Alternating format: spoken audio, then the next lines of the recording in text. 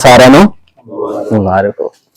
ठीक है, बड़ा दिन लंघ गया भी, मुबारक हो। हालेलुया।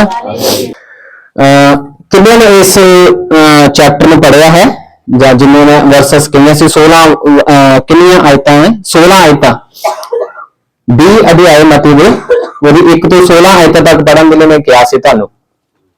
ठीक है जी, एक पैरावल से एक दृष्टांत यीशु मसीह ने बोलिया है। उस दृष्टांत को समझने के लिए सानू की करना पैना वा, जो इस पढ़ते हैं ये मैंने बहुत कुछ सीखने को मिले, मैं इस चाहना कि साझा करा, क्योंकि ये सानू साडा विश्वास योग्यता परमेश्वर के प्रति, साडी आज्ञाकारिता परमेश्वर के प्रति और साडी हॉलीनेस परमेश्वर के प्रति, ये तीनों ही ये समेटे हुए ने, लिखे नहीं गए। लेकिन जो तुम पढ़ते हैं और व्याख्या में समझने की कोशिश करोगे तो तुम्हें समझ लगेगा कि परमेश्वर एक व्यक्ति के कोलों, एक सेवक के कोलों, एक जो सेवा करने के लिए अपने आप को दे रहा वा, वो तीनों चीजों की मांग करता वा कि वह जीवन पवित्रता का जीवन हो, जीवन के परमेश्वर के प्रति विश्वास योग्यता पाई जाए, वो जीवन के आज्ञाकारिता भी होना जरूरी है। हालेलुया। सो आओ एक बार इसमें पढ़ देवांगे ताकि असी मैसेज में जल्दी ही करांगे। स्वर्ग का राज एक घर के मालक वर्गा है जिहड़ा तड़के घरों निकलिया कि अपने अंगूरी बाग विच मजदूर लावे ते जां ओदे मजदूरां नाल एक एक अठियानी दिहाड़ी चुका लई तां उन्हां नूं अपने बाग विच घल दिता। दोपहर कुछ दिन चढ़े बाहर जाके उहने होरनां नूं बाजार विच इकट्ठे खड़े वेखिया अते उन्हां नूं आखिया तुसीं भी बाग विच जाओ अते जो हक होगा सो तुहानू दवांगा।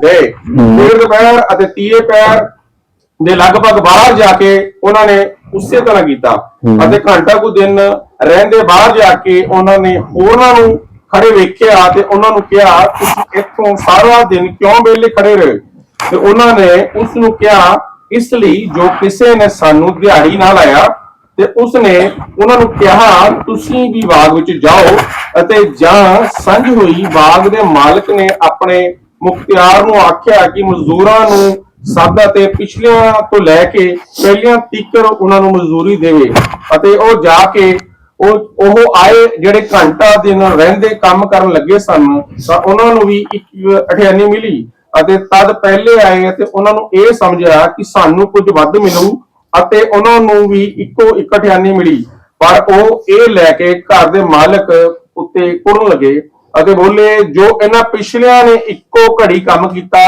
ਅਤੇ ਤੂੰ ਇਹਨਾਂ ਨੂੰ ਸਾਡੇ ਬਰਾਬਰ ਕਰ ਦਿੱਤਾ ਜਿੰਨਾ ਸਾਰੇ ਦਿਨ ਦਾ ਭਾਰ ਅਤੇ ਧੁੱਪ ਸਹੀ ਤਦ उसने उन्हां विचों एक नूं उत्तर दिता कि मैं तेरे उत्ते कुछ बेइंसाफी नहीं करदा भला तू मेरे नाल एक अठियानी नहीं चुकाई सी तू अपना लैके चलिया जा पर मेरी मर्जी है कि जिन्ना तेनू दिता है उन्ना ही इस पिछले नूं भी दियां भला मेरे इख्तियार नहीं की पता मेरा इख्तियार नहीं कि अपने माल नाल जो चाहां सो करां कि तू इसे ਲਈ बुरी नजर वेखदा है ਅਤੇ जो मैं भला हां इसे तरह पिछले पहले होंगे ਅਤੇ पहले पिछले।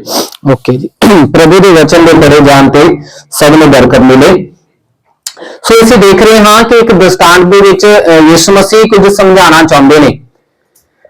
ਜੋ ਲੋਕ ਬਾਈਬਲ ਪੜ੍ਹਦੇ ਨੇ ਜਾਂ ਜਿਨ੍ਹਾਂ ਨੂੰ ਬਾਈਬਲ ਦੇ ਨਾਲ ਮੁਹੱਬਤ ਹੈ, ਪਰਮੇਸ਼ਵਰ ਦੇ ਵਚਨ ਨਾਲ ਮੁਹੱਬਤ ਹੈ, ਤੁਸੀਂ ਵੀ ਦੇਖਿਆ ਹੋਗਾ ਕਿ ਜਦੋਂ ਇਸ ਨੂੰ ਅਸੀਂ ਪੜ੍ਹਦੇ ਹਾਂ कई बार यीशु मसीह कुछ सिखाने के लिए कुछ ना कुछ गल शुरू करते हैं।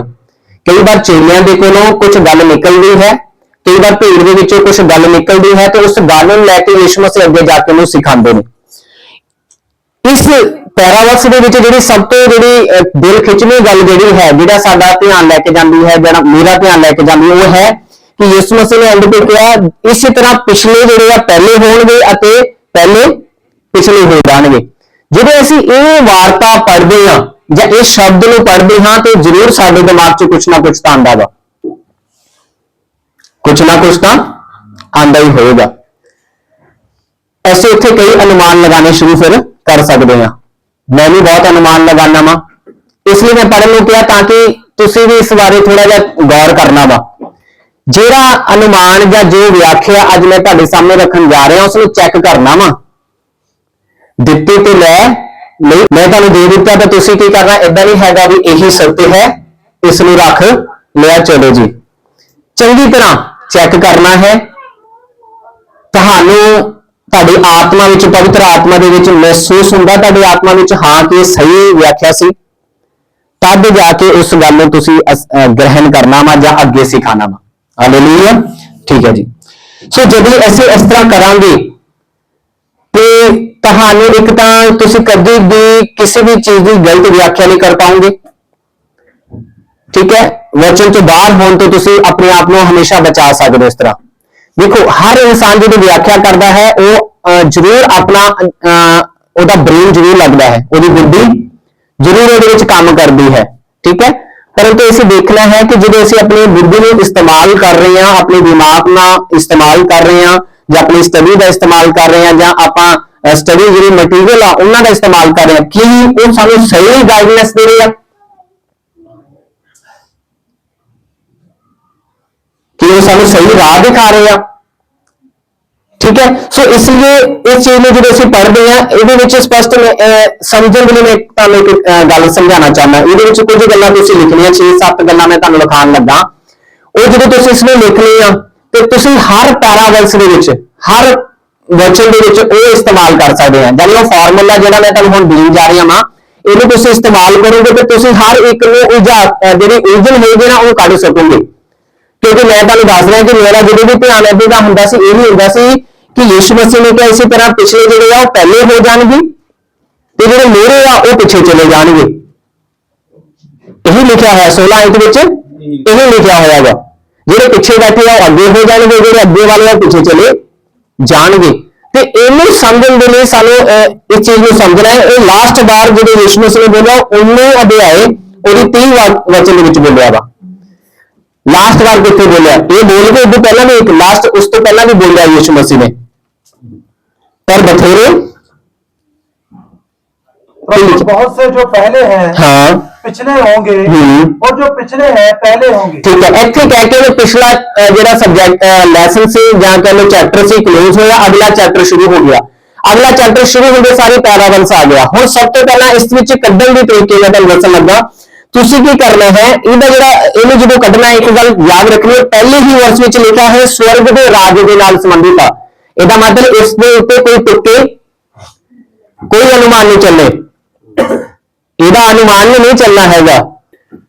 तो हमने ये देखना है कि ये जो पैरावल्स है, ठीक है, स्वर्ग के राज्य से संबंधित है। ये पैरावल्स आम नहीं है कि यीशु मसीह ने कुछ सिखाने के लिए बोल दिया चलेगी कोई बात नहीं, इसे हम कोई भी व्याख्या इसके कर कोई भी अर्थ निकाल कर इसे हम समझ लेंगे नहीं। लेकिन ये स्वर्ग राज्य से संबंधित है तो हमें बड़े ध्यान से देखना पड़ेगा इसे कि इसका अर्थ क्या निकलेगा, क्योंकि हमें इसका अर्थ देखने के लिए इसका पहला चैप्टर, इसका बाद वाला, आगे पीछे सब छांटना पड़ेगा। तब जाकर हम देखेंगे कि जो व्याख्या हम लोग दे रहे हैं, जो व्याख्या पवित्र आत्मा हमारे अंदर डाल रहा है, जो व्याख्या हमने इधर उधर कहीं से बाइबल स्टडी में किसी भी बुक से पढ़ी है, तो क्या वो मेल खा रही है कि नहीं? अगर नहीं तो फिर आपको उसे छोड़ना पड़ेगा, कहीं और से सीखना पड़ेगा। तो पहली बात हमें याद रखनी है कि ये जो स्वर्ग का राज्य है वो किसके समान है? एक मालिक के समान। किसके समान? एक मालिक है, ठीक है। पहली बात जो आपने नोट करनी है, इसे निकालने के लिए फॉर्मूला, पहली बात जो नोट करनी है, स्वर्ग का राज्य एक मालिक के समान है।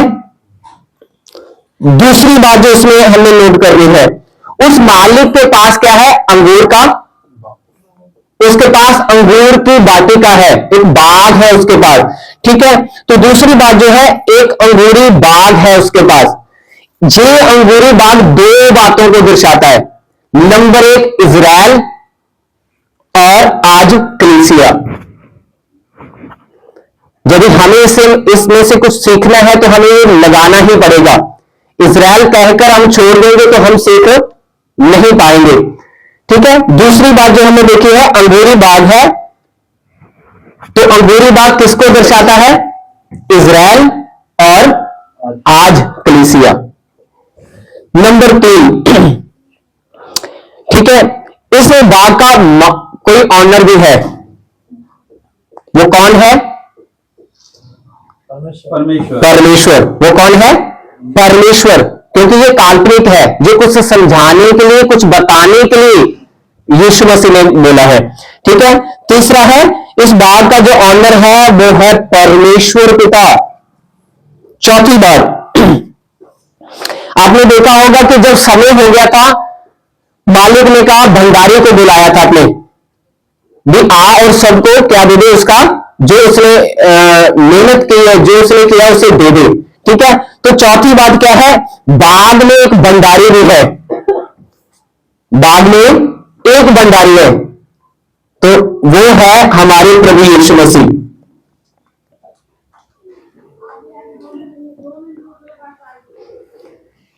ठीक है। अब मालिक ने क्या किया था? सुबह 6 बजे से वो बाग में काम करवाने के लिए बार बार जा रहा है। ठीक है। तो बाग के अंदर मजदूर भी है, बाग के अंदर मजदूर भी है। वो मजदूर कौन हो सकते हैं? कलीसिया में चुने हुए सेवक लोग, कलीसिया में चुने हुए सेवक लोग, कलीसिया में चुने हुए सेवक।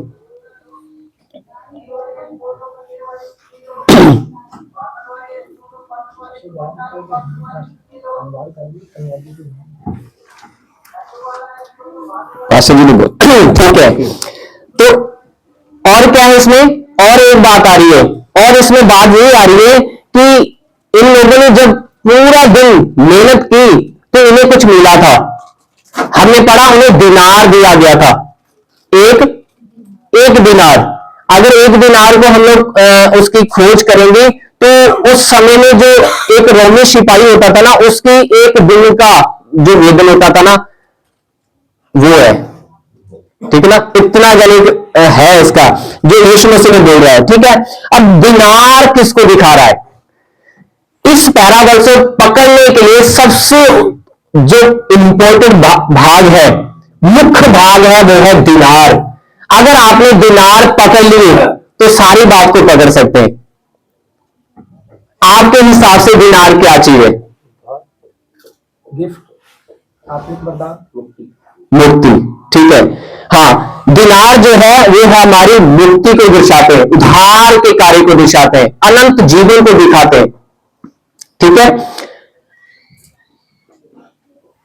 और इस पैराग्राफ में एक चीज और है, वो क्या है? एक समय काल है। सुबह 6 से लेकर शाम 6 बजे तक मालिक ने उन्हें काम करने के लिए अनुमति दी थी। उसके बाद वो उसने भंडारी को बुलाया और कहा, सबको जो पहले आगे सबको क्या दे दे, उनका हिस्सा जो उनका बनता है ये दे दे। तो इस चीज को भी समझना है। इससे मैंने लिखा है, अंधकार को छोड़कर परमेश्वर के राज्य में शामिल होकर, ठीक है, अंगूर के बाग में सेवा करना। तभी आप और मैं समझेंगे।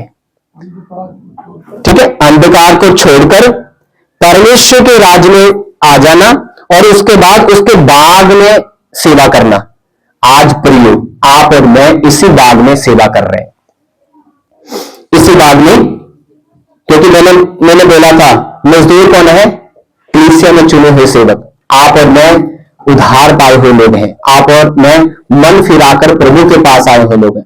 आप और मुझे प्रभु ने सेवा के लिए चुना है। आप और मुझे परमेश्वर ने सेवा के लिए बुलाया है, और हम अपने अपने जो हमें सेवा मिली है, जो वरदान, जब जो तोड़ा हमें दिया गया, उसके अनुसार हम लोग क्या करें? सेवा कर रहे हैं। ठीक है। तो इसके प्रति हमें कैसा रहना चाहिए, इसमें हमें कुछ 6 या 7 बातें सीखनी है। ये तो था इस पैराबल्स को समझने के लिए फॉर्मूला। भी इस पैराबल्स में क्या क्या इस्तेमाल हुआ है। ठीक है। स्वर्ग का राज्य हमने देख लिया। ठीक है। हमने देख लिया कि अंगूरी बाग है। ठीक है। हमने देख लिया उस बाग का मालिक भी कोई होना चाहिए। ठीक है। और उस बाग में तनख्वाह देने के लिए एक भंडारी भी है। ठीक है। और मजदूर भी है। ठीक है। फिर वहां पर लिखा है जो मजदूरी है वो सबसे इंपॉर्टेंट है, उसे आपने याद रखना। अगर उसकी व्याख्या सही होगी तो सारा पैरावल्स समझोगे। ठीक है, फिर हमने देखा समय काल भी है। तो मेरे प्रियो, हमारे पास भी कोई समय काल है, उनके पास समय काल था, आपके और मेरे पास भी समय काल है। ठीक है, चलो आए अब इसे हम लोग देखते हैं।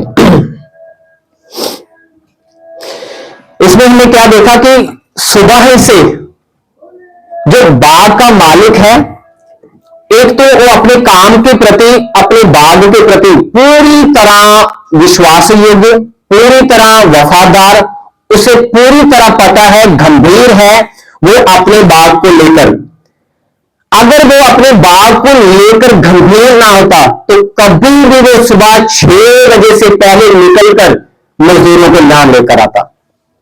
आपको पता है हमारे हर शहर में कहीं ना कहीं काम करने वाले मजदूर खड़े होते हैं, वहां पर हम लोग जाते हैं और मजदूरों को, मिस्त्री को लेकर। अगर ये व्यक्ति गंभीर ना होता, अगर ये मालिक गंभीर ना होता तो कभी भी ये सुबह 6 बजे ना जाता। हमें सीखने वाला इसमें पॉइंट है। अगर हम लोग गंभीर हैं, अगर हम लोग सचमुच परमेश्वर के काम के लिए गंभीर है, तो हमारे जीवन में कुछ ना कुछ ऐसी बात होनी चाहिए जो हमें दिखाए कि हम लोग परमेश्वर के सामने गंभीर है, हम लोग विश्वास योग्यता के साथ हैं, हम लोग परमेश्वर के दिए हुए काम के प्रति आज्ञाकार हैं। हमारे जीवन में क्या परमेश्वर जो दिया है उसके प्रति हम कैसे हैं। आज हमारे पास, ठीक है, एक कलीसिया, एक सेवकाई है, हम उसमें काम करते हैं, हम किस भाव से, किस स्वभाव से और कैसे काम करते हैं, ये सब इसमें लिखा हुआ है। ठीक है, तो क्या हुआ, जो मालिक है सुबह ही से पूरी गंभीरता के साथ बाग में काम करने वाले मजदूरों को लेने जाता है और उनके साथ एक दिनार देने का बात तय हो जाती है। और फिर क्या होता है, हमें जो पहली बात इसमें जो हमें देखनी है, ये देखनी है कि ये मालिक जो है बार बार जा रहा है, इतनी इसे देख रहा है, इसे पता चल रहा है कि बाग में अभी भी काम करने वाले मजदूरों की जरूरत है। तो आपको याद होगा यीशु मसीह ने बोला था ऐसे प्रार्थना करो, फसल तो बहुत है लेकिन मजदूर है ना, मजदूर कम है। इसलिए यीशु मसीह ने जब ये प्रार्थना की थी, याद रखना ये पैरावल्स भी उसी हिसाब से जा रहा है। तो मालिक ने देखा कि काम तो ठीक हो रहा है लेकिन अभी भी बहुत काम है, इसके लिए मजदूर और चाहिए। ठीक है ना, यदि आप वचन को वचन के हिसाब से मिलाकर यदि चलेंगे तो आपको ये पैरावल्स बिल्कुल हिसाब से समझ आएगा। और ज्यादातर जो प्रॉब्लम इस पैरावल्स को समझने में आती है वो है दिनार को लेकर। अगर दिनार की सही व्याख्या आपने कर दी, जैसे आप लोगों ने काफी लोगों ने बोला कि दिनार जो है हमारी उधार का को दर्शाता है, तो बस आपने पैरावल समझ लिया। अगर आपने कुछ और कर दिया तो ये गड़बड़ी हो जाएगी। ठीक है, तो क्या है, पहली बात जो हम लोग सीखने जा रहे हैं, इसमें क्या है, इसमें हमें देखना है कि जो दिनार है वो मनुष्य के जीवन के उद्धार से संबंधित है। परमेश्वर ने जो उधार हमारे लिए रखा है उस बात से दिनार का लेना देना है। अगर ये इनाम से होता तो ये इसकी जो व्याख्या होती है, इसका लिखना जो होता ना अलग तरीके से होता। क्योंकि इनाम किसे देते हैं, जो सुबह से लेकर शाम तक करेगा।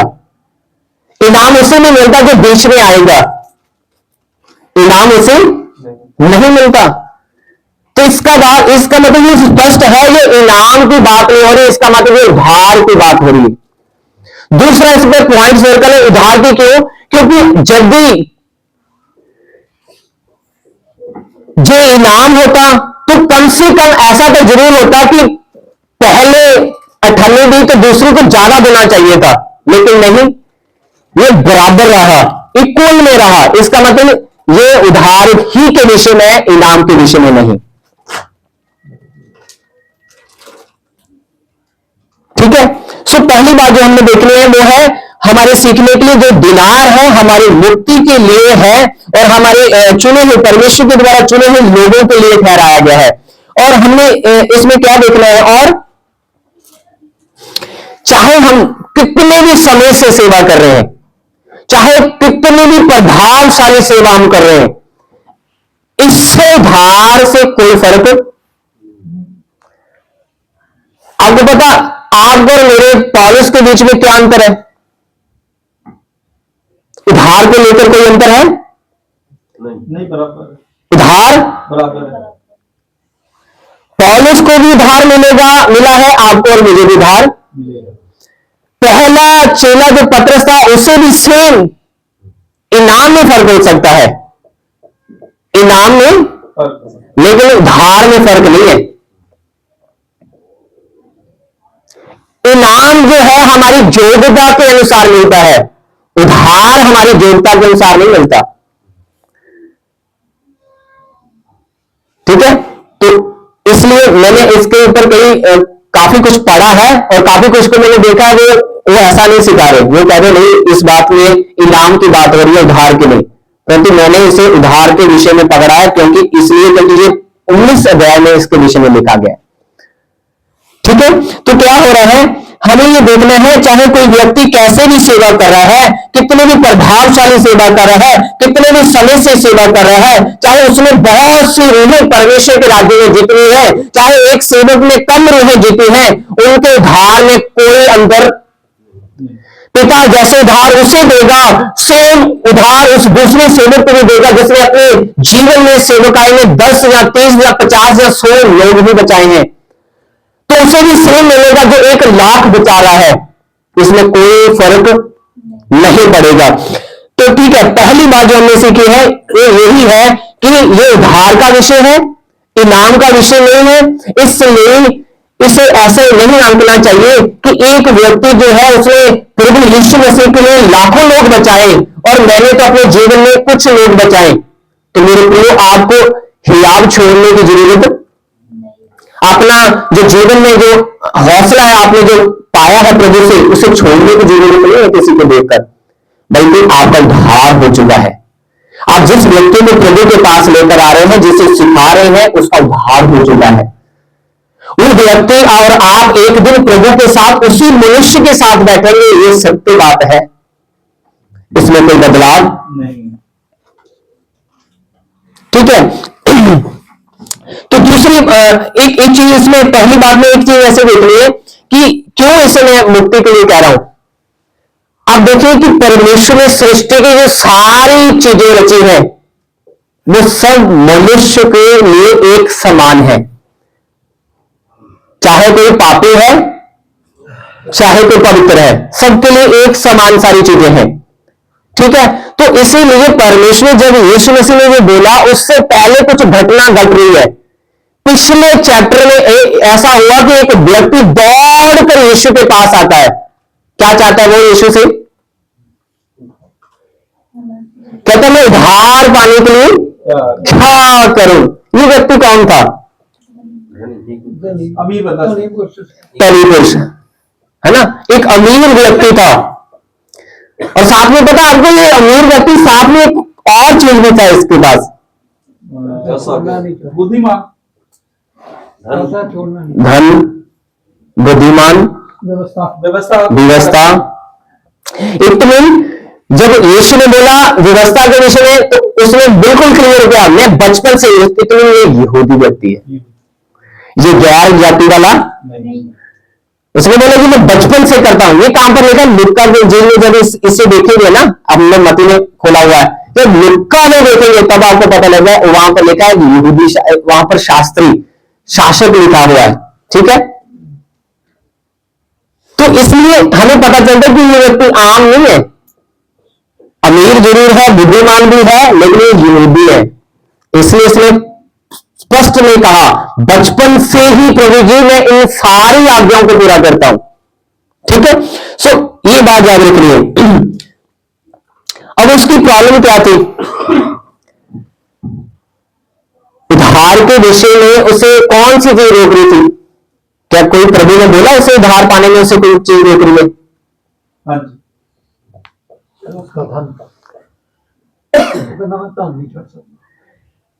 देखो, ये उसने सवाल किया, प्रभु जी मैं अनंत जीवन पाना चाहता हूं, मैं क्या करूं? प्रभु जी ने बोला कि भाई आज्ञा तो जानता है, जी जी जी, उसने बोला ये सब मैं बचपन से ही पूरी करता आ रहा हूं, अब मुझ में किस बात की कमी है। तो ये वो अपने उधार के प्रति, मेरा जो मानना है उधार के प्रति नहीं, अगर उधार के प्रति आता तो वो धन को छोड़ सकता था प्रभु के आगे, ठीक है ना, वो कुछ और ही करने आया था। और देखा जब यीशु मसीह ने उसे बोला कि अपना धन बेच दे, बांट दे, तुझे तुझे क्या मिलेगा स्वर्ग में, जे इनाम होता है, ठीक है ना। अगर तू मेरे लिए कुछ करेगा, अगर तू मेरे लिए धन कंगालों को देगा तो स्वर्ग में तुझे बड़ा धन मिलेगा। तो दूसरी बात कही थी मेरे पर पीछे होना है और मैं तुझे अपने अंगूरी बाग में काम में दूंगा। आगे जाकर ये पता चलता है जब पतरस इस बात पे चर्चा करता है।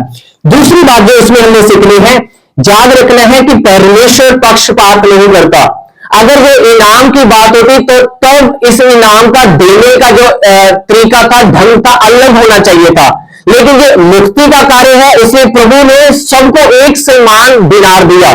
चाहे किसी ने 1 घंटा काम किया, चाहे किसने 3 घंटे काम किया, चाहे किसने 6 घंटे काम किया, चाहे किसने 9 घंटे काम किया, चाहे किसने पूरे 12 घंटे काम किया, सबको एक समान मालिक ने क्या किया, भंडारी को बोला कि सबको एक ही दिनार देना है, ठीक है। तो दूसरी बात में हमने देखा है, जो देखना कि परमेश्वर पक्षपात नहीं करता। और इस उदाहरण को जो मैंने बोला अमीर वो नौजवान की जो यहूदी था, इससे याद रखना है कि उसने वो दौड़ कर तो आता है, उधार पाने के लिए पूछता है, लेकिन जब उधार पाने के विषय में उसकी बातचीत हो चुकी होती है तब वो पूछता है कि अब मुझ में क्या कमी है। एक अंजील में ऐसा लिखा है, और एक अंजील में प्रभु यीशु मसीह उसकी ओर देखते जब वो कहता है मैं सारा आज्ञा पूरी करता हूं, तो प्रभु यीशु मसीह से देखकर प्यार करते हैं और कहते हैं लेकिन तुझ में एक बात, अगर तू सिद्ध होना चाहता है, तुझ में एक बात की कमी है। इट मीन वो धार के लिए तैयार है, अगर और सिद्ध होना चाहता है, अगर वो इनाम चाहता है। मेरी बात को याद रखना, उधार की बात नहीं अब हो रही। उधार की बात में प्रभु यीशु मसीह ने उसे प्यार किया, तो प्रभु कहता अगर तू सिद्ध होना चाहता है, यानी अगर तू इनाम भी लेना चाहता है, तो फिर क्या कर, अपना धन कंगालों को देकर तुझे एक बड़ा इनाम मिलेगा स्वर्ग में, वो है तू अपना धन स्वर्ग में पाएगा। इस बात में वो चला, वो उधार चाहता है लेकिन इनाम। आजकल भी ऐसा हो रहा है, ठीक है, मैं आगे जाकर बताऊंगा।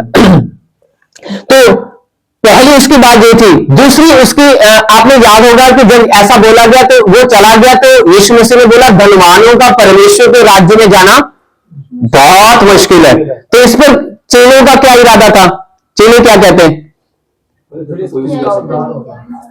पतरस ने एकदम कहा, चेलों में से किसने कि तो फिर किसका उद्धार हो सकता है। तो उधार के विषय में प्रभु यीशु मसीह ने क्या बोला, आज्ञाओं को पूरा करना है, धन को छोड़ना है। प्रभु यीशु मसीह ने जवाब दिया ये परमेश्वर से हो सकता है। इसलिए मैंने कहा प्रियो, उधार हमारी योग्यता के आधार पर नहीं बल्कि परमेश्वर की करुणा के आधार पर मिलता है, ठीक है। इस बात को हमेशा नोट रखना, ठीक है। तो दूसरी बात जब ऐसा हुआ, प्रभु यीशु मसीह ने बोला ये तो परमेश्वर देता है, मनुष्य से नहीं हो सकता, परमेश्वर देता है। तो पतरस ने तुरंत वो बात याद कही, अभी थोड़ी देर पहले उससे भी कुछ छोड़ने के लिए कहा था। तो पतरस कहता देख प्रभु जी सब कुछ छोड़कर तेरे पीछे आ चुके हैं, हमें क्या मिलेगा, हमें यह इनाम की बात, ये उधार की नहीं है। क्योंकि उसे 2 बातें याद आई। वो व्यक्ति दौड़कर आया, उसने उधार की बात की, प्रभु ने कहा ये जो, उसने कहा सब करता हूं। लेकिन जब परमेश्वर से कुछ और करने के लिए कहा, वो तो इनाम भी चाहता है तो तुझे ये करना पड़ेगा, तो वो चला गया। अब पतरस ने सुना था तो पतरस कहता ये ठीक है, फिर हमें क्या मिलेगा। तो प्रभु यीशु मसीह ने क्या बोला, क्या मिलेगा उसे,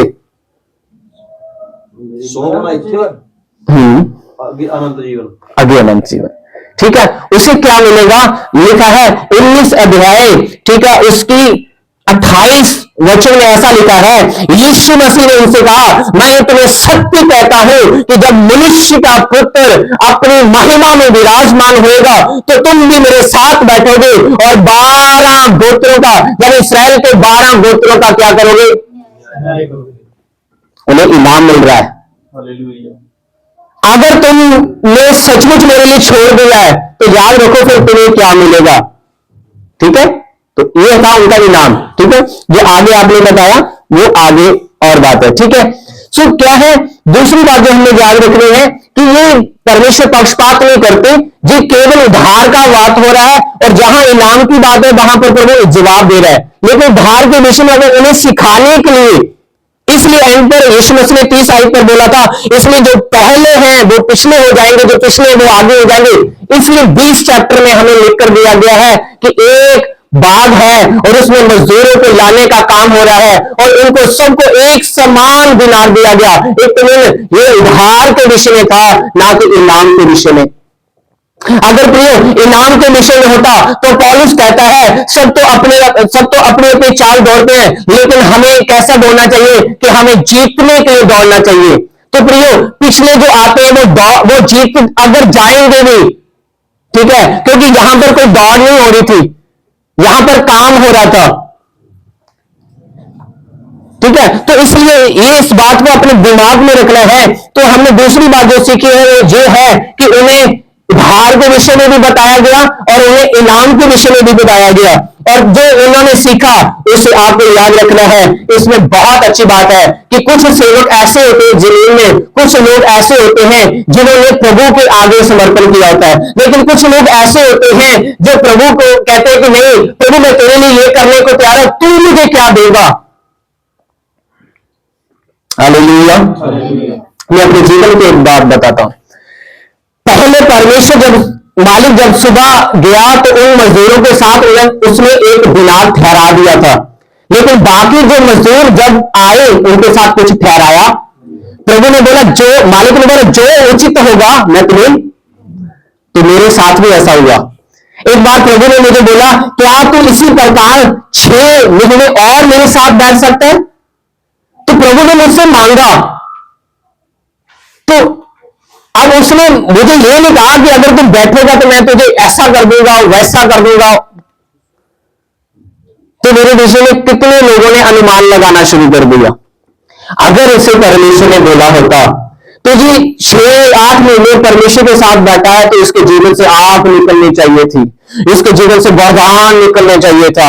अब जब एक प्रार्थना से उठा है तो उसकी सेवका में बड़ा बेदारी आनी चाहिए थी। तो मुझे प्रभु ने ऐसा नहीं बोला। सेम यहां पर जो लिखा हुआ है उन मजदूरों ने अपने आप को मालिक के ऊपर छोड़ दिया, क्योंकि इसका मतलब यह है कि ये मजदूर मालिक को जानते हैं, इन्हें पता है मालिक बदलेगा, इन्हें पता है कि जो काम हम इसके बाद में करेंगे ये हमें जरूर जो उचित है देगा। इन्हें कोई शक। तो मेरे प्रिय मुझे किसी ने पूछा था, मैंने बोला देखो जी पास्टर जी क्यों आप मेरे जीवन में आग या वो नहीं देख पा रहे, क्योंकि मुझे प्रभु ने ऐसा नहीं बोला था। हाँ एक दिन एक समय आएगा आप लोग बोलेंगे, उस समय बोलेंगे हाँ भाई वो समय जो दिया था ना परमेश्वर को उसकी ये बात थी कोई गहरी। अरे प्रिय मैं आपको बताऊं उससे पहले मैं एक प्रचारक था। जब मैं वहां वो समय जो परमेश्वर को मैंने दिया उसके बाद मेरे जीवन में चेंजेस आया, वो है सिखाने वाला। पहले कभी मैंने सिखाया नहीं। ताली हो सके ये प्रभु के लिए, क्योंकि मैंने प्रभु के ऊपर अपने आप को छोड़ दिया कि उसने बोला है कि तू मुझे इतना समय दे सकता है। मैंने कहा हाँ दे सकता हूं। तो मैंने डायरी पर नोट किया कल से 6 महीने का पहला दिन शुरू हो जाएगा। तो उसके बाद परमेश्वर ने मुझे इस्तेमाल किया। कैसे 18 चला गया, 19 चला गया, 20 जब लॉकडाउन लगा तब पहली स्टडी शुरू हुई। इतने में मैंने 2-2.5 साल इंतजार किया, और 2-2.5 साल कई मनुष्य ने मुझसे कहा अगर ऐसा होता वैसा होता जो ऐसा होता। ठीक है, तो इसलिए यहां पर जो हमें दूसरी बात जो हमने उस बीच में सीखी है कि उन मजदूरों की तरह विश्वास से योग्यता से अपने प्रभु पर भरोसा रखें कि जो बात प्रभु ने आपको बोली है यदि आप कर रहे हैं तो आप उसका इनाम देखेंगे कि जीवन में अपने पर। हालेलुया। तो ऐसा नहीं है कि कुछ लोग आपको ऐसे मिलेंगे ठीक है प्रभु जी मैं तेरे लिए 40 उपवास करने को तैयार हूं लेकिन मुझे आग बनाकर इस्तेमाल कर। कुछ लोग ऐसे करते हैं, ठीक है ना, पर हम लोग ऐसी बात नहीं कर रहे। हम लोग कर रहे हैं कि ये सीख रहे हैं कि प्रभु ने, ठीक है, कुछ लोगों के साथ तय किया और कुछ लोगों को अपने अनुग्रह के ऊपर छोड़ दिया। मैं एंड पर बताऊंगा ये क्या बात है, माजरा क्या है, ठीक है। जो सबसे इंपॉर्टेंट है, पहले पिछले, पिछले और पहले क्या है। तीसरी बात जो हमने इसमें सीखनी है, आजकल सेवकाई का समय है, आजकल यूट्यूब का समय है। हम किसी की सेवकाई को बढ़ते देखते हैं तो हमारे जीवन में भी थोड़ा सा कुछ होने लगता है। हम लोग भी देखते हैं कि भाई ये क्यों इस्तेमाल हो रहा, क्या कारण है ना। तो जैसे ना तैसे हम भी कुछ ना कुछ करने की योजना बनाते हैं। तो मेरे प्रिय, नहीं, हमें किसी को देखकर अपनी सेवकाई बदलनी, किसी को देखकर अपने आप को चेंज करने की जरूरत। अगर चेंज करना है, बदलना है, तो वचन को देखकर और प्रभु से सुनकर अपने आप को बदलना है। मेरे प्रियो, आज ऐसा समय आ गया, कुछ लोग तो चेक ही नहीं करते कि ये सेवकाई प्रभु की ओर से है भी। वो कहते हमें न्याय करने के लिए थोड़ी बुलाया। तो मेरी बात नोट कर लेना, मत्ती 24 अध्याय जो है ना, उसमें दो बातें लिखी हुई है। पहले भी झूठे लोग आ रहे हैं, दूसरे पहले में भी झूठे लोग आ रहे हैं। तो कुछ लोग बोलेंगे जी पहले टर्न वाले तो क्लेश काल है, दूसरा टर्न महा क्लेश काल है। तो ठीक है, इससे पहले भी यीशु मसीह बोल चुका है, मत्ती 7 उसकी 15 में भी झूठे लोग आएंगे, झूठे दास, झूठे सेवक, झूठे भविष्यवक्ता, ऐसे सब लोग आएंगे। तो पहचान किसने करनी है, ठीक है। सो तीसरी बात, आपके पास जो है उसे लेकर, जो आपको दिया है उसके अनुसार आप विश्वास योग्य रहें, आप आज्ञाकार रहें, आप पवित्र रहें, प्रभु आपको प्रतिफल देगा, ठीक है। अगर हम इन सेवकों की तरह, इन मजदूरों की तरह अठन्नी तो ले ली, लेकिन बाद में मालिक के ऊपर क्रोध कर ले, तो ऐसे जीवन वाले कुछ भी इनाम, उधार तो मिलेगा, इनाम नहीं मिलेगा। उधार तो मिल जाएगा, लेकिन कुड़ आकर चलेंगे तो कभी इनाम, ठीक है। चौथी बात जो हमने इसमें देखनी है, तीसरी बात है कुड़ कराना ही है। हाँ, तीसरी बात में ये है, जो आपको दिया गया है, आपको सौंपा गया है, उसे आप पूरे विश्वास के साथ करें, क्योंकि प्रभु आपको एक दिन उसका इनाम देगा, ठीक है। अगर कुड़ कराएंगे तो कुछ मिलेगा नहीं। तीसरी बात में हमने ये भी देखा है कि हमें चेक भी करना है, भाई जो सेवक खड़कर प्रचार कर रहा है, क्या इसका प्रचार वचन के आधारित है कि नहीं।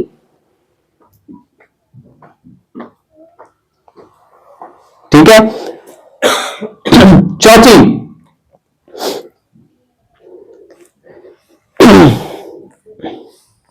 ठीक है, चौथी बात में आपने ये याद रखना कि जब परमेश्वर ने आपको बुलाया है तो आपके हाथ में, आपके जीवन में कोई वरदान तो होगा, कोई ना कोई तो गिफ्ट होगा आपके पास।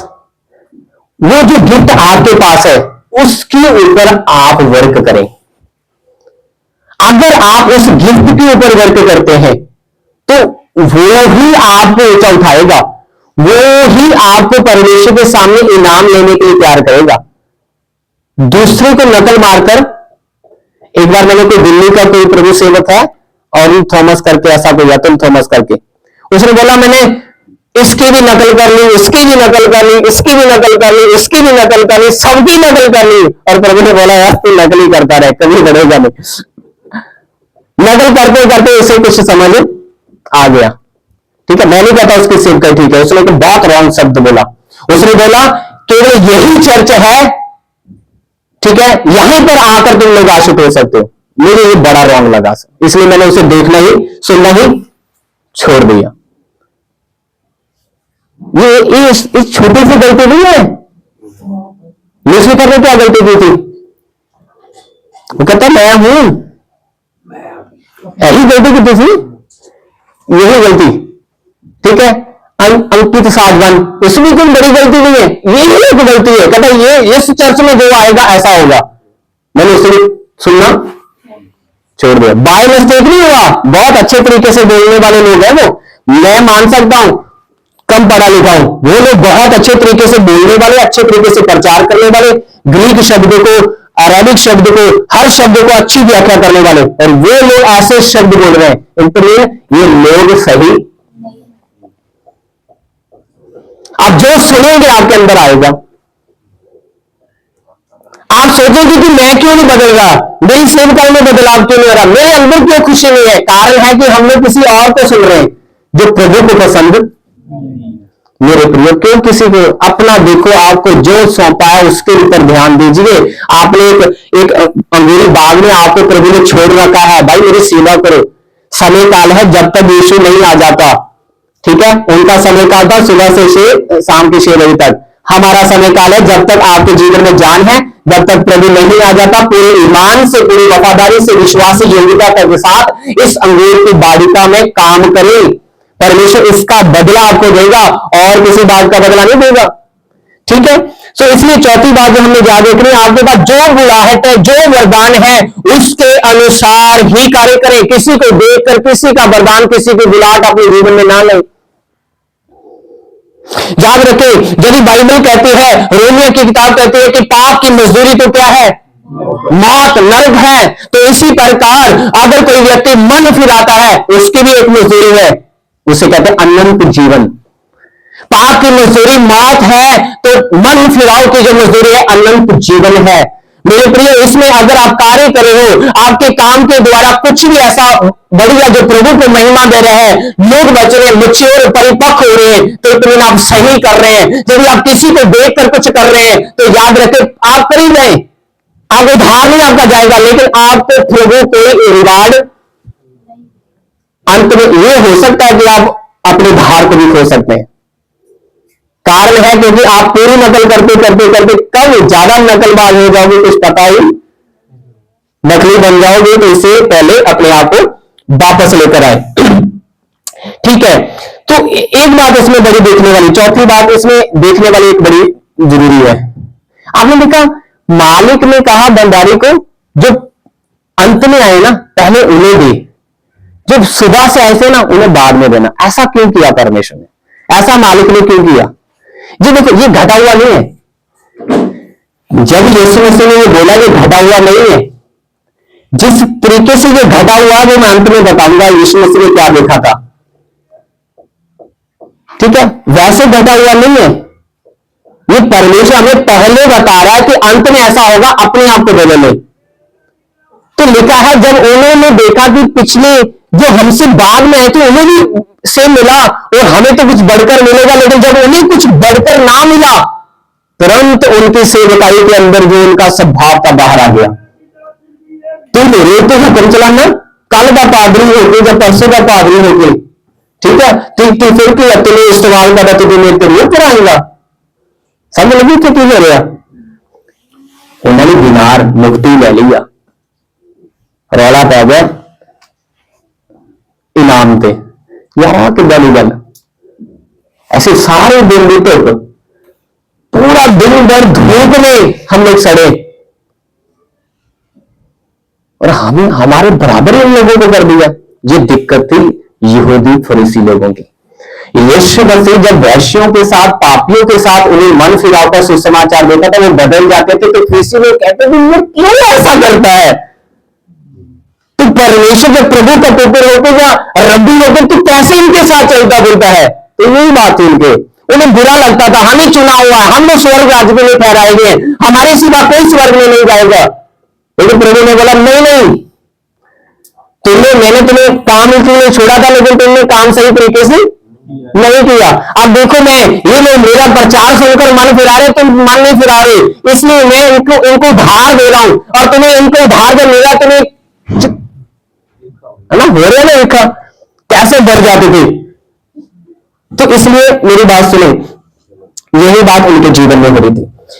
अगर पांचवी बात, अगर हमसे ज्यादा कोई दूसरा इस्तेमाल हो रहा है तो हमें कुड़कड़ाने की जरूरत उसको देकर परमेश्वर की महिमा करने की जरूरत है कि परमेश्वर तेरा धन्यवाद, तेरा वरदान इस्तेमाल हो रहा है। पर याद रखिए चेक जरूर करना है, चेक जरूर करना जी, ठीक है ना। अगर चेक नहीं करोगे, ठीक है, कब नकल मारते मारते नकली होंगे कुछ नहीं पता चलेगा, ठीक है। सो इसलिए इस बात को अपने ध्यान देना है। जो रोमिया में, जो पहला कुरिन्थियों में जो वरदान, जो बुलाहट हमें दिए गए हैं, उसके अनुसार जो आपको मिला है उसके अनुसार चले, ना कि दूसरे की नकल कर कर। कहीं ऐसा ना हो कि अंत में आप खुद या मैं खुद या कोई व्यक्ति जो ऐसा करता है, कहीं वो खुद नकली ना बन किसी ने अच्छा कहा है ना घर का, ना फिर उधर के, ना फिर उधर के। ठीक है ना, ये इधर चलती है, लेकिन उधर ऐसा होगा ना तो स्वर्ग का अब तो नरक का। ठीक है ना, ये पक्का होगा। क्यों? क्योंकि वचन हमें सिखाता है ये चीज। ठीक है, आगे क्या हुआ, आगे इसमें और हम लोग क्या सीख सकते हैं? Thank you Jesus, hallelujah. जिस जिस बात के ऊपर इस पैराग्राफ में सबसे मुश्किल है, 16 वचन को पढ़ेंगे फिर हम इसे समझेंगे और अपना वचन, और मेरा टाइम सर्कल भी पूरा हो चुका है। इस रीति से जो पिछले हैं जी वह पहले होंगे जी, और जो पहले हैं वह पिछले होंगे। ठीक है, अब मेरे प्रिय यही था, इस्राएल को परमेश्वर ने चुना, इसमें कोई शक की बात। उनका मानना था कि हम लोग चुने हुए लोग हैं, हम लोग दूसरी जातियों से उत्तम लोग हैं, हम लोग यहोवा के चुने हुए हैं और हमें ही परमेश्वर यहोवा अपने पास रखेगा। ये सत्य है, लेकिन उन्हें केवल यह था कि हमें ही केवल रखेगा। ये गलत था, क्योंकि परमेश्वर ने उन्हें चुना था एक काम के लिए, ताकि उनके द्वारा आप खुद उनका बेटा इस पृथ्वी पर आ सके और बाहर के कार्य को पूरा कर सके।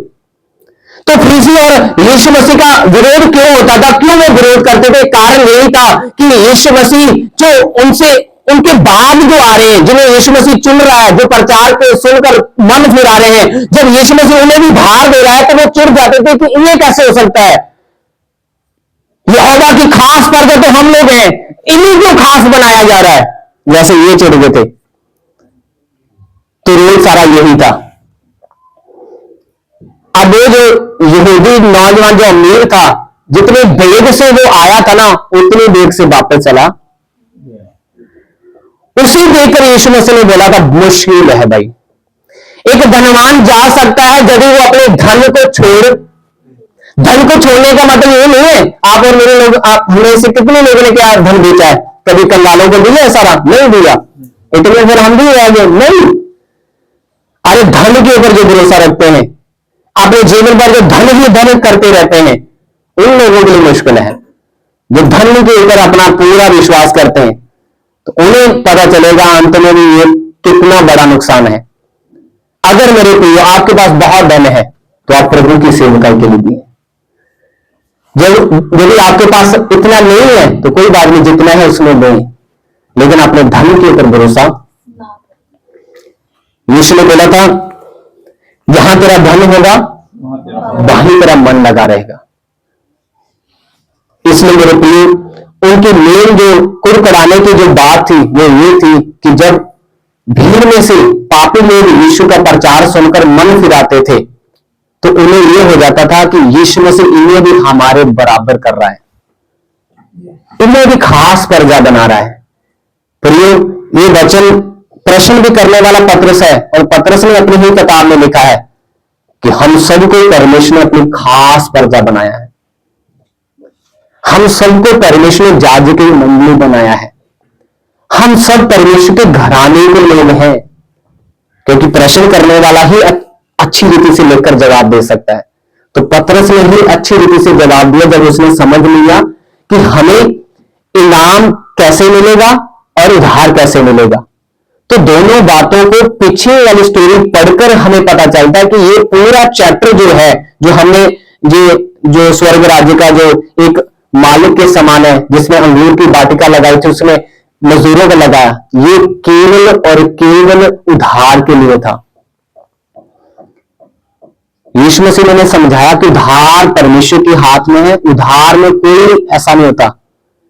लेकिन अगर तुम इनाम चाहते हो, जैसे मैंने उससे बोला था, अगर तू इनाम चाहता है तो तुझे अपना धन बेचना। और जब जैसे तुमने पूछा पतरस कि हाँ हमें क्या मिलेगा, तो प्रभु यीशु मसीह, ठीक है मैंने तुझे बता दिया, तुम लोग मेरे साथ बैठकर इजराइल के 12 गोत्रों का न्याय करोगे। और फिर कहता है कि यदि सच में तुम्हें छोड़ा है तुम लोगों ने, अगर किसी ने भी छोड़ा है तो उन्हें 100 गुना इस पृथ्वी पर भी मिलेगा और अनंत जीवन भी मिलेगा। और एक अंजीर में लिखा है, अगर किसी ने नहीं छोड़ा, ठीक है, तो वो यहां पृथ्वी पर पाएगा लेकिन क्लेश के साथ, लेकिन अनंत जीवन उसके लिए भी पक्का है।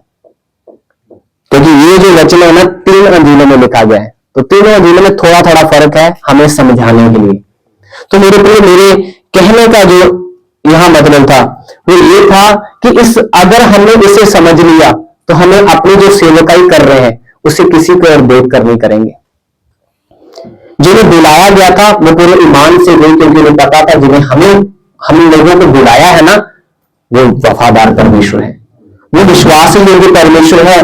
वो हमें सब ये जो हम लोग करेंगे उसका इनाम हमें जरूर देगा, जो हम लोग करेंगे उसका प्रतिफल जरूर हमें देगा।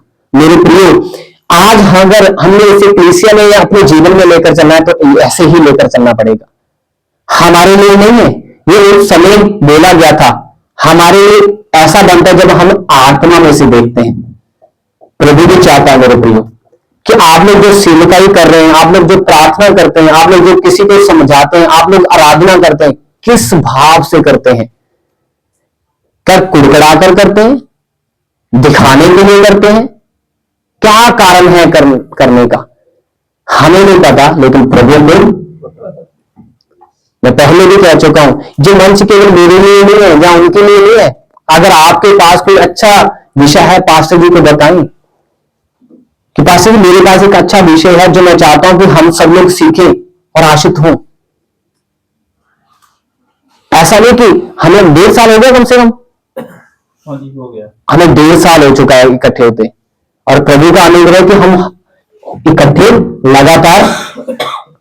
अगर यहां पर कोई बड़ा होना चाहता, छोटा होना चाहता, तो ये ग्रुप कभी फिर नहीं चलता, क्योंकि इसी चीज से तो लोग भागते हैं। मेरे को ये फेलोशिप है।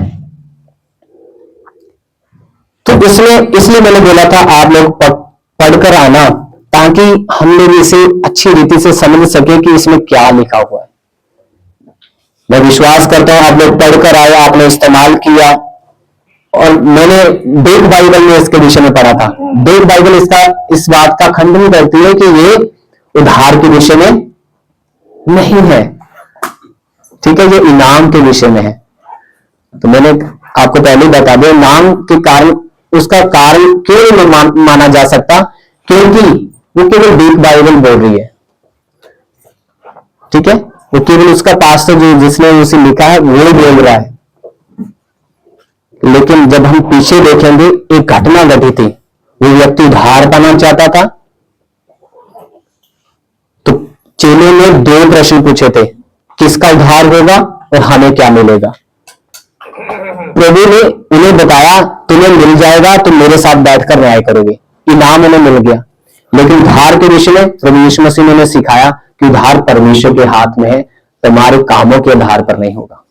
मेरे प्रिय, कामों के आधार पर हमें उधार नहीं मिलेगा, ठीक है ना। उधार जो है परमेश्वर के अनुग्रह से आपको और मुझे मिलता है।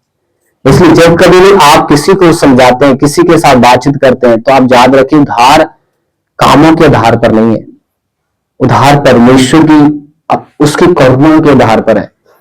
तो आपने देखा, जब वो चिड़चिड़ा रहे थे, कुड़कुड़ा रहे थे, गुड़ बढ़ा रहे थे, बोल रहे थे, तो मालिक कैसा था? मालिक ने एक बात कही, तुम्हारे साथ जो बांधा गया था ना, अपना लो और चले, ये मेरा धन है, स्वर्ग मेरा घर है, ठीक है, मैं अपने अनुग्रह से सबको आने देना चाहता हूं, तुम क्यों चिढ़ रहे हो? तो आप पूरी नए नियम को, अंजीलों को पढ़ेंगे तो यही विवाद यीशु के साथ फरीसियों का रहता था। अरे तू पापियों के साथ, तेरा गुरु पापियों के साथ खाता है, उनके घर जाता है, उनके साथ बैठता है। एक ने तो कहा, अगर ये रब्बी होता तो ये औरत जो इसके पास आई है, जो जान लेता कि ये भविष्यवक्ता है, ये कैसी औरत है। अरे ये छोड़ो, 12 चेले कुएं के पास यीशु मसीह पानी के लिए बैठ के सामरी स्त्री को बताना है, तो क्या हुआ? चेलों ने आकर देखा स्त्री के साथ बातें करता है। चेलों कहते यार ये क्या माजरा है, गुरु जी भी खिसक ली। बहुत विचार आए होंगे, वहां पर लिखा हुआ है, ठीक है ना। यीशु मसीह ने कुछ और बताया कि मैं क्या करना चाहता था। मेरे प्रियो, ये आज के समय में नहीं है, ठीक है, उस समय भी ऐसा था, पर परमेश्वर ने उन्हें समझाया, हमें समझाया कि उधार सबके लिए है। उधार सबको मिलेगा। इसलिए पौलुस ने एक बात कही थी, मैं आपको बताना चाहता हूं। पौलुस ने कहा ये अचंभे की बात नहीं कि दुष्ट के जो सेवक लोग होंगे, प्रेरित और भविष्यवक्ता, है ना, पढ़ा होगा आपने, लिखा है उनकी कर्मियों के अनुसार उनका न्याय होगा। फिर ठीक है ना, पूरे जोर से परमेश्वर ने छांटेगा, क्योंकि वो दुष्ट की ओर से खड़े हैं, बने हुए हैं सच्चे मसीह के सेवक, सब कुछ वही करेंगे, लेकिन फिर प्रभु ने पूरी रीति से छांटेगा। अब जब पूरी रीति से छांटेगा तो पहले प्रभु ने मत्ती 7 में बताया था, भाई वो लोग बोलेंगे तो जरूर हमने ये किया वो किया, पर प्रभु यीशु मसीह कहेंगे मैं तुम्हें नहीं जानता। मेरे प्रियो, जिसके द्वारा परमेश्वर की महिमा होती है, कामों के द्वारा, परमेश्वर कहता मैं जानता ही क्यों, क्योंकि उन्होंने परमेश्वर की इच्छा को पूरा। आप और मैं अंगूर के बाग में काम कर रहे हैं, तो देखिए कैसे कर रहे हैं। हमारा जीवन कुड़कुड़ाने वाला है, हमारा जीवन कैसा है?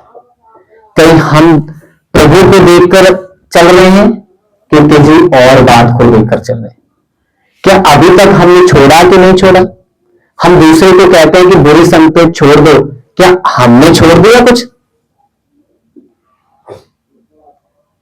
मेरे प्रियो, प्रकाशित वाक्य में लिखा है, प्रभु ने उससे कहा मैं जानता हूं तूने उस प्रेरित को परख कर देखा, वो प्रेरित नहीं निकले, वो नकली है। कैसे परखा? वहां पर तो लिखा नहीं हुआ कैसे परखा, तो तुमने कोई परखा होगा।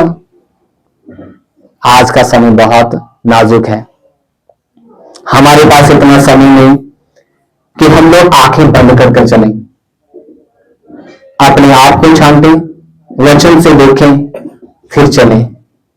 कहीं ऐसा ना हो कि हम लोग जो साल प्रभु हमें दे रहा है, जो समय हमें प्रभु दे रहा है, अंत में कहीं हम लोग नाश हो। तो परमेश्वर का धन्यवाद करता हूं।